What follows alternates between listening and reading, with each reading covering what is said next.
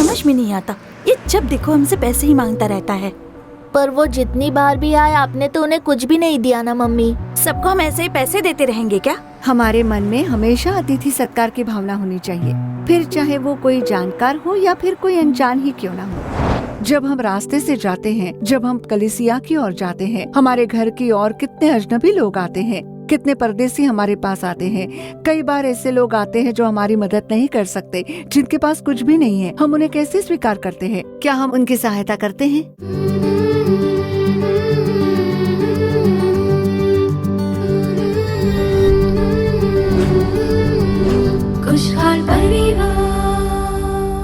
खुशहाल परिवार के हमारे प्यारे दर्शकों को प्रभु यीशु मसीह के नाम में हमारा प्रेम भरा अभिवादन। आज के इस दिन इस खुशहाल परिवार के कार्यक्रम के द्वारा आप लोगों से मिलकर हमें बहुत ही खुशी हो रही है। परिवारों में औरतों के द्वारा एक बेदारी आनी चाहिए, इसीलिए हर एक परिवार के आशीष के लिए परमेश्वर यीशु मसीह ने इस कार्यक्रम का आयोजन किया है। आज के इस दिन जिस विषय पर हम लोग कार्यक्रम देखने जा रहे हैं उसका नाम है अतिथि सत्कार करना। आमतौर पर संसार के कई परिवारों में अपने ही परिवारजन, अपने ही सगे संबंधी और अपने ही दोस्तों की वो अच्छी तरह से खातिरदारी किया करते हैं, लेकिन वो आगे बढ़कर किसी अनजाने की बिल्कुल भी कोई सहायता नहीं करते हैं। लेकिन हम जो परमेश्वर के बच्चे हैं, हमें ऐसा नहीं बनना है। अतिथि सत्कार करना ना भूलना, वो भी अनजान लोगों का अतिथि सत्कार। ऐसे पवित्र बाइबल में परमेश्वर यीशु मसीह ने हमें साफ साफ आज्ञा दी है। इसीलिए हम जो परमेश्वर के बच्चे हैं, हम चौकन्ना होकर प्रार्थना द्वारा जब जरूरतमंदों की सहायता करते हैं, उनका अतिथि सत्कार करते हैं, तभी हमारे द्वारा परमेश्वर के प्रेम को जान लेने के लिए उन्हें एक मौका मिलता है। तो अब देखेंगे ज्योति बहन कार्यक्रम। आइए चलिए।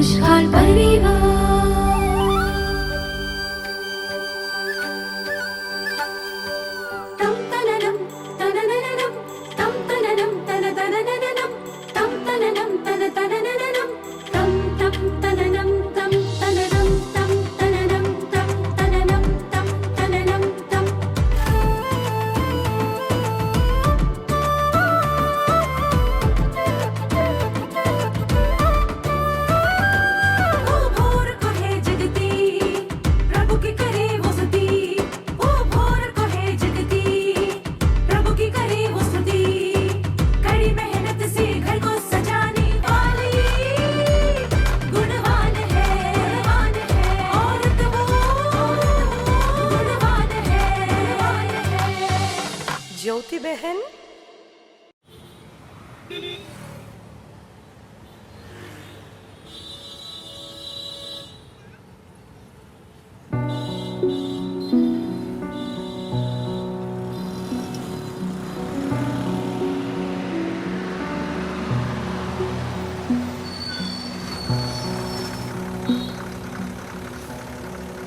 बहन जी संभल कर उतरना बेटा, कुछ खाने को दे दो। छुट्टे नहीं है। मम्मी उन्हें कुछ तो दीजिए। तो चुपचाप चलना। मम्मी कम से कम 5 रुपए तो दे दीजिए। पर किस लिए देना है उन्हें? पैसे देने की गंदी आदत नहीं लगानी उन्हें चाहिए। देखकर बहुत दया आ रही है मम्मी। देख, तुझे इनके बारे में पता नहीं। हम जो पैसे देते हैं ना, उन पैसों से ये लोग जाकर बीड़ी सिगरेट पीते हैं, इसलिए चुपचाप चल।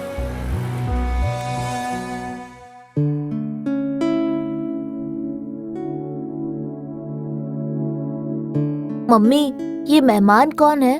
वह पापा के रिश्तेदार हैं। आज तक तो कभी देखा नहीं, आज अचानक से क्यों आ गए? शुरुआत में तो हम बहुत गरीब थे ना, इसलिए नहीं आए होंगे। आज हमारे हालात थोड़े ठीक हैं, इसलिए आए होंगे। तो आए हुए मेहमानों से बात करना छोड़कर आप यहाँ आकर क्यों खड़ी हैं? उनके साथ जाकर बात कीजिए मम्मी, नहीं तो वो बुरा मान जाएंगे। बिल्कुल बुरा नहीं मानेंगे। मैं यहाँ उन्हीं के लिए ही तो चाय बना रही हूँ। आप चाय बना रही हैं? ये तो खाना खाने का समय है, इस समय कौन चाय पिएगा? पहले तू बड़े लोगों की तरह बातें करना बंद कर और जाकर अपनी पढ़ाई पर ध्यान दे। हाँ जाता हूँ। मैं कुछ अच्छी बातें करूँ वो तो आपको पसंद ही नहीं आता ना। ठीक है, जाता हूँ।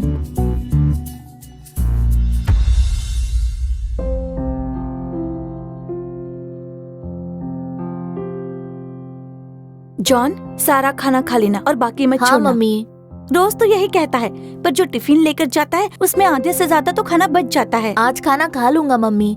आज आपने जो बनाया है वो मुझे बहुत पसंद है मम्मी। देखते हैं। Bye mummy. बाय।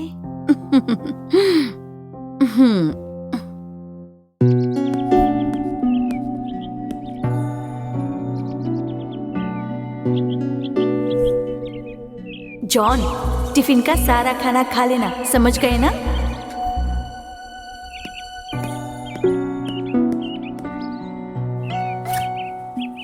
नाना, ये लीजिए, खा लीजिए।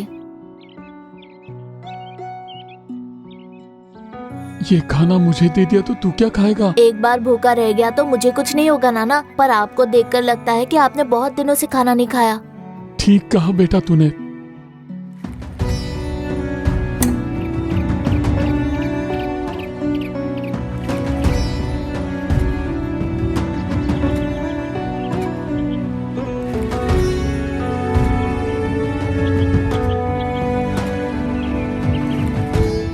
तेरा शुक्रिया बेटा। कोई बात नहीं नाना।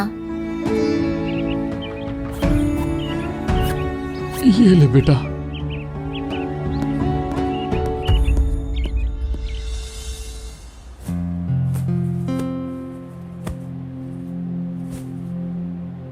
मम्मी, अपना लंच बैग निकाल, देखती हूँ खाना खाया कि नहीं।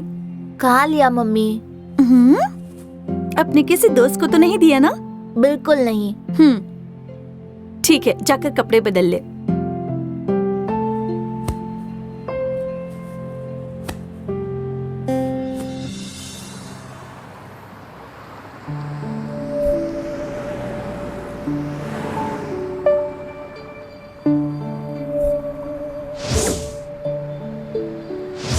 समझ में नहीं आता, ये जब देखो हमसे पैसे ही मांगता रहता है। पर वो जितने बार भी आए आपने तो उन्हें कुछ भी नहीं दिया ना मम्मी। अनजान लोगों को यूँ पैसे नहीं दिया करते। उस दिन पापा के रिश्तेदार हमारे घर आए थे, याद है ना आपको? वो तो आपके पहचान के ही थे ना? हाँ, तो आपने उनकी भी तो मेहमान नवाजी नहीं की। शुक्रिया भैया। नाना, ये रख लीजिए, बिना भूले खा लेना।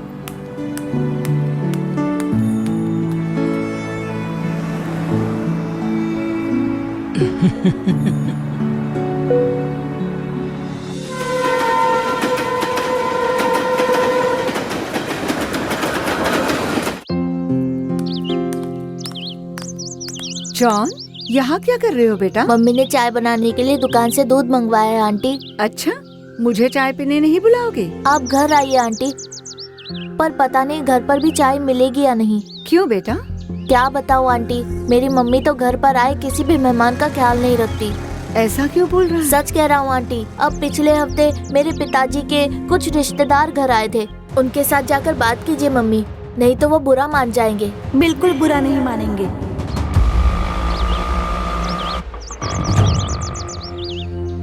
ठीक है बेटा, संभल कर घर जाना। आंटी बाद में तुम्हारी मम्मी से बात करेगी।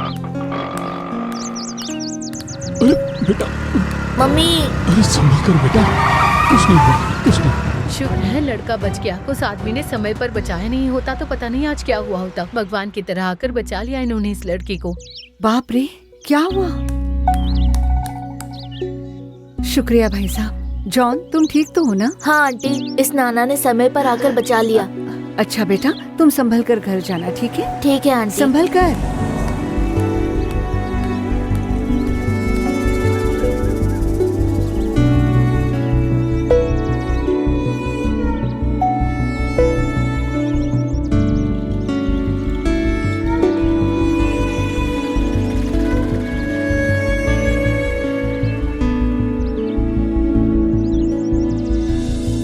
Okay bye. क्या बात है बेटा, दूध लाने के लिए गया था ना, तो ऐसे रो क्यों मम्मी, रहा है? मैं जब दूध लाने जा रहा था ना, तभी रास्ते पर एक बाइक वाले ने आकर मुझे टक्कर मार दी होती। अरे बाप रे, तुझे चोट तो नहीं लगी ना? नहीं मम्मी, एक नाना जी ने आकर समय पर मुझे बचा लिया मम्मी। ओह, कोई बात नहीं बेटा, कोई बात नहीं, तू रो मत।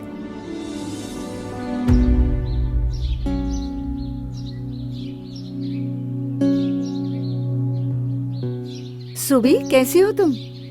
मैं ठीक हूँ दीदी। जॉन, अब तो रास्ते पर चलते समय संभल कर चलते हो। हाँ बिल्कुल आंटी। सुबी, हमारी संस्कृति की एक सभ्यता है और उसमें एक है आतिथ्य। फिर चाहे वो कोई भी हो, उनका अतिथि सत्कार करना ही तो हमारा फर्ज होता है ना। सही कहा दीदी। एक गुणवान स्त्री घर पर आए लोगों से बड़ी शालीनता और प्रेम भाव से पेश आती है। अगर वो औरत घर आए मेहमानों का स्वागत भी ना करे तो उसका गुण कैसा होगा, इसके बारे में मुझे बोलने की जरूरत नहीं है। शायद तुम समझ गई होगी कि मैं क्या कहना चाह रही हूँ। दुनिया की बात छोड़ दो, पर देखो बाइबल में क्या लिखा है, अतिथि सत्कार करना न भूलना, क्योंकि इसके द्वारा कुछ लोगों ने अनजाने में स्वर्गदूतों का आदर सत्कार किया है, ऐसा खुद प्रभु कहते हैं। तो जरा तुम सोचो कि तुम क्या कर रही हो। सुबी, जानती हो आज कई सारे लोग क्या गलती करते हैं। वो घर आए मेहमानों का बिल्कुल ख्याल नहीं रखते, मेहमानों की बिल्कुल आवभगत नहीं करते। जब कोई घर आता है ना तो उन्हें पानी पिलाना जरूरी है। अगर खाना खाने का समय हो रहा है तो खाना खिलाना चाहिए। अब जैसे कि खाना खाने का समय हो तो चाय नहीं पीते हैं ना, तो इनका ख्याल रखना चाहिए। सुबी, अगर तुम रिबका के जीवन को देखती हो, अब्राहम का सेवक कौन है ये तो वो जानती तक नहीं थी, लेकिन उस समय तक जब वह सेवक उसके लिए अनजान ही था, उसने उनका कितना अवभगत किया, जिससे उसके पूरे जीवन में आशीष भर गया था। मैंने सुना कि तुम रास्ते के भिखारियों को भी भीख नहीं देती। ये बहुत गलत है सुबी। परमेश्वर का इन सब पर ध्यान है। संकट में पड़े हुए लोगों की मदद करने के लिए ही तो प्रभु ने तुम्हें आशीष दिया है। हमारे मन में हमेशा अतिथि सत्कार की भावना होनी चाहिए, फिर चाहे वो कोई जानकार हो या फिर कोई अनजान ही क्यों ना हो। तुमने जिस इंसान की मदद करने से इनकार किया था ना, उसी ने तुम्हारे बेटे की जान बचाई है। तुमने उनकी मदद नहीं की, लेकिन तुम्हारे बेटे ने वो फर्ज अच्छा निभाया।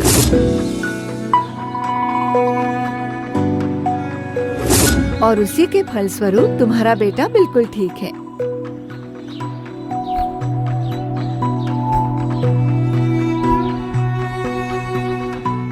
सुबी, इन्होंने ही तुम्हारे बेटे की जान बचाई थी।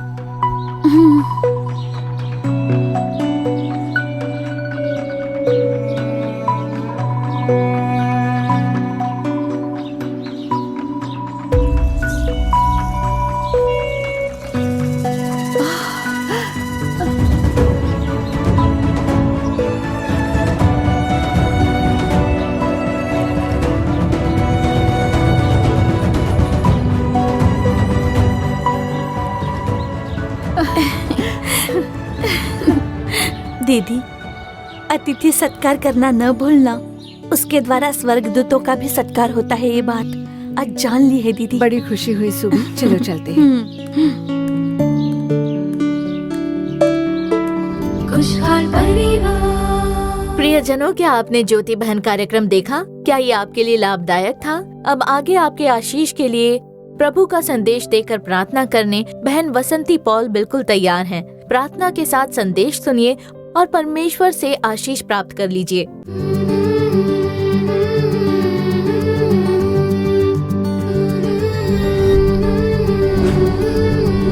खुशहाल परिवार।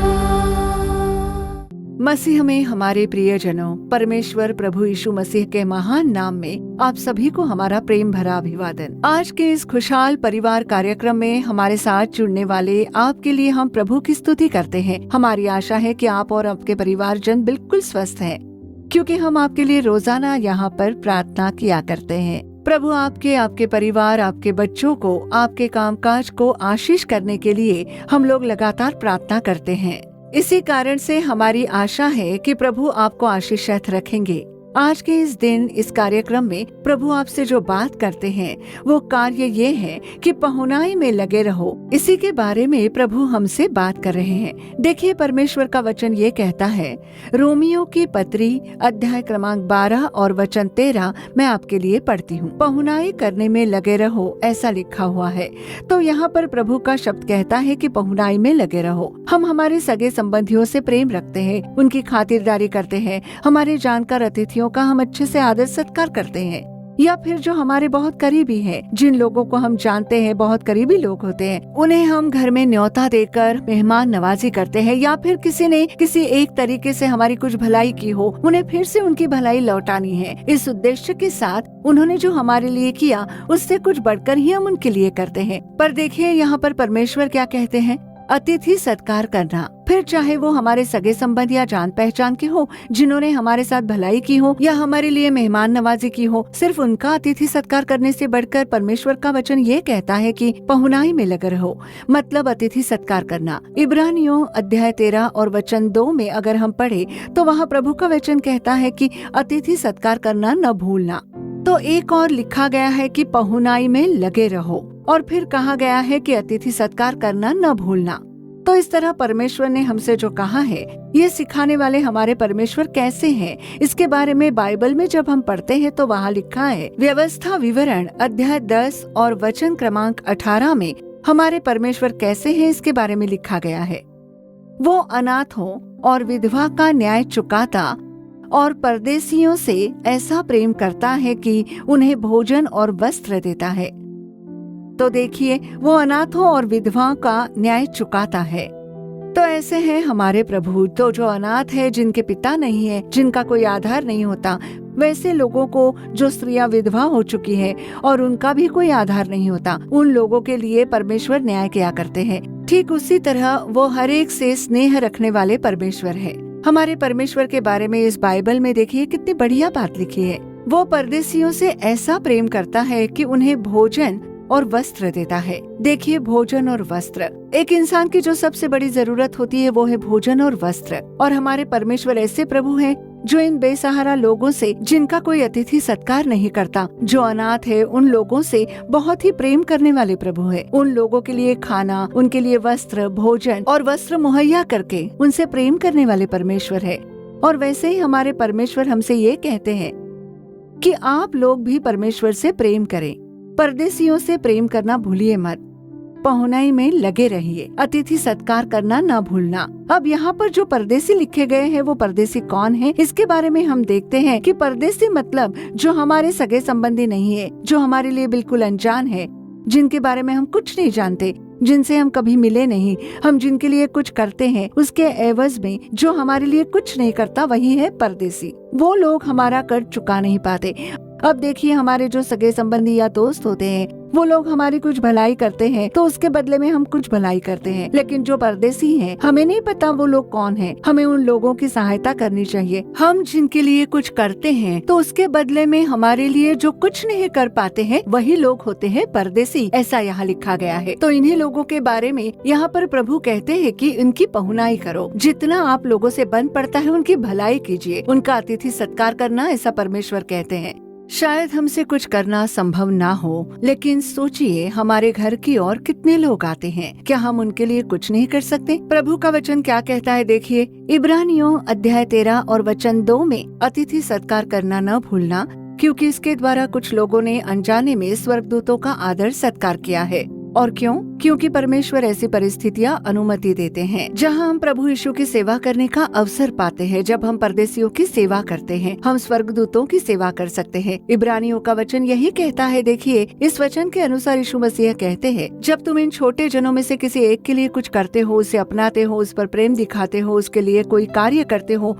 तो तुम वो कार्य मेरे लिए करते हो, ऐसा प्रभु कहते हैं। तो मेरे प्रिय प्रभु के लोगों, जब हम परदेशियों का अतिथि सत्कार करते हैं तो हम स्वर्गदूतों की मेहमान नवाजी करते हैं। वो ऐसा है जैसे यीशु की मेहमान नवाजी करते हैं। अब्राहम ने भी वैसा ही किया था और लूत ने भी वैसा ही किया था। जब उन्होंने सेवा की तो ऐसी स्थिति उत्पन्न हुई जहाँ स्वर्गदूतों की, यहाँ तक की प्रभु सेवा भी संभव हो गई।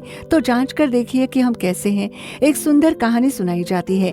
एक राजा थे, वो जानना चाहते थे कि उसके राज्य में रहने वाले लोग कैसे हैं, क्या वो अच्छे हैं, क्या वो भलाई करने वाले लोग हैं, उनका स्वभाव कैसा है। तो उस राजा ने अपना वेश बदल दिया और वो एक गरीब की तरह बन गया था।